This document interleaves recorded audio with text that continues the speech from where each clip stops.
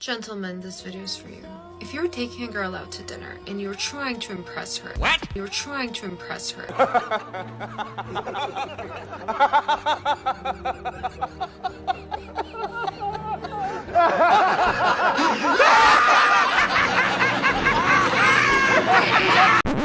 Sweetie, just so you know, we don't go on dates to impress an unimpressive woman. We go on dates to have fun. Also, dinner dates are reserved for women who have proven to be, at the very least, loving girlfriends. In the early stages, sweetie, McDonald's is the best you can hope for. And win her over. Send her 3 restaurant options. That way you're showing her that you're a man with a plan. You're thinking about your evening. You want to take her out and show her a great time. But at the same time, you're giving her an option to choose.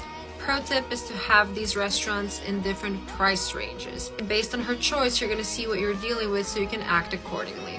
Bon appetit. Guys, this quote-unquote advice of hers is gonna set you up for a crap test. If you give her 3 restaurant options for her to choose, she's gonna think you're indecisive. And most likely, she's gonna pick a 4th, more expensive option just to mess with you and see if you're willing to bend to her will. You see, whenever women give men dating advice, it inevitably benefits them, not you. Cooking and cleaning for you is not a woman's job. It's your mother's job when you're a child. Are you a child? Are you looking to marry your mother? No, if I were to marry, I'd marry someone like my mother, because my mother is an awesome mother. I don't want my wife to be my mother. I want my kids to have an awesome mother. You see, any grown human being who wants any sort... Sweetie, when it comes to women, I operate by the following principle. You want to be in my life, you play by my rules. So if you don't want to play, go away. Dismissed. of individual. Dismissed! So one more story. I've had kind of a strange day. Basically, a performer texted me saying, hey, I tested positive for this thing. It's a bacteria, and looking into it, approximately like 80% of women have it. But it can wreak havoc on your reproductive system, so I was like, I'm gonna go get tested today, might as well. Come to find out, the test you have to do yourself, and they give you a swab, and one of the little swabs you're supposed to stick up your pee hole. I don't even know where it is. What? I don't even know where it is. You're kidding, right? It's like I do now, but it took me like 20 minutes. So, let me get this straight.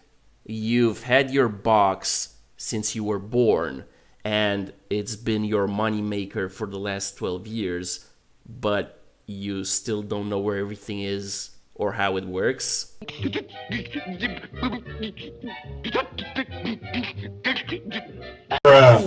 Learn to respect the tools of your trade. These are my savage tips for how to come out on top when you are going through a divorce. This is not going to be for those of you who think an amicable divorce is possible, because I don't believe in that. If it could be amicable, why would you be getting a divorce? If it happens, it's rape. So number 1 is the person who realizes we're getting a divorce first is going to have an advantage in the beginning, because the person you're divorcing is not the same person you were married to. When you were married, you were on the same team, you were one unit, going through life together. When you get a divorce, that is split apart. You now have 2 people on opposite teams who are enemies. Your enemy is going to take advantage of you. Your enemy is going to try to aim for your weak spots and hit you where it hurts. Playing nice in a divorce is probably not going to work out. Also, being emotional with the other person is not going to work. You have a lot of emotions. You're very hurt. You're getting a divorce. Get a bottle of wine, cry about it in the bathtub, and go to sleep.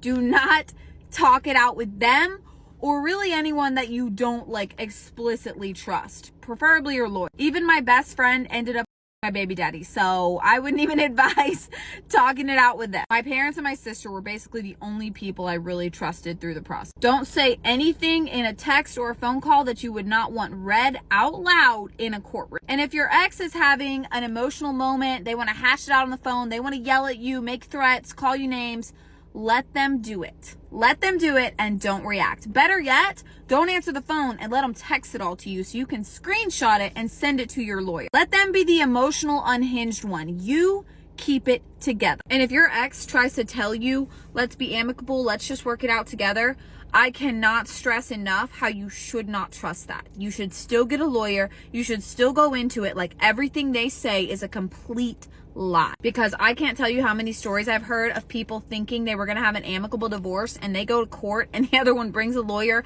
and ends up taking them to the cleaners like a savage. This divorce is a fight for the rest of your life. It's a fight for your kids' life, your assets, everything. Have you ever seen those war movies where they're like, the way you win a war is by knowing the opponent, by being able to anticipate their moves?